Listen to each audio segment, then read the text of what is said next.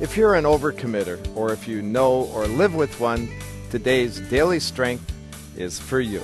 Our text, Psalm 90:12.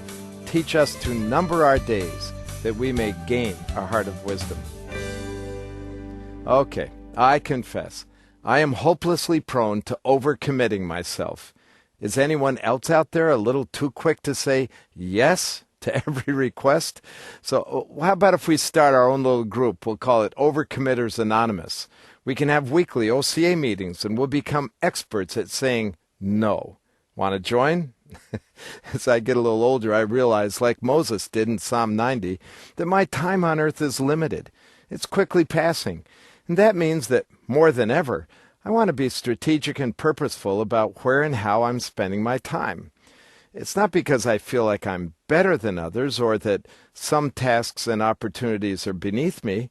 It's just that I have this long list of goals that I'd love to accomplish, people in whom I wish to invest, dreams I want to see realized, and there just doesn't seem to be enough time. Moses was gut-level honest about this reality. He says in Psalm 90:10, "The length of our days is 70 years, or 80 if we have strength." And this from a guy who didn't even lead God's people out of Egypt until he was in his 80s. So Moses goes on to say of our years that their span is but trouble and sorrow, for they quickly pass, and we fly away. I suppose old Moses may have just been having a bad day when he wrote this, but I suspect more accurately that under the inspiration of the Holy Spirit, Moses had one of those wake-up-to-your-own-mortality kind of moments where he became aware, in a fresh way, that he wasn't going to be around forever. And so his heart's cry is very simple. Teach us, God, to number our days, that we might gain our heart of wisdom. In other words, Lord, I need you to clearly show me how to use the time that I have left. Which brings me back to my overcommitment problem. I've found that I am often afraid to say no to people because I have a fear of offending them. I like to be liked. I like being available. I like being helpful, and so I cringe at the idea of disappointing someone who has asked me for my help. Another committee to serve on, another project to lead, another trip, well, you get the idea.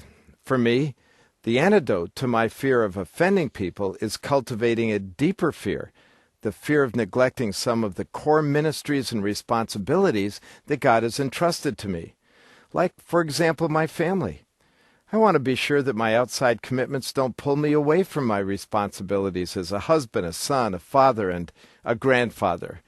If I have a healthy fear of neglecting my family, it's going to eclipse the lesser fear of potentially offending someone who has asked for a chunk of my time that would overcommit me. After 18 years at the Moody Bible Institute, I'm now on a church staff again. And I want to be sure that I am maximizing my effectiveness to the church that God has called me to. So my Sundays are not free for pulpit supply the way they used to be, and more of my speaking time and energy is reserved now for my church. If I overcommit myself, I risk neglecting that vital ministry. So, maybe we really don't need a meeting of Overcommitters Anonymous after all. We simply need to personalize the perspective and prayer of Moses as we consider every opportunity in terms of the priorities of our fleeting lives. Besides, I don't think I really should commit to another meeting. How about you?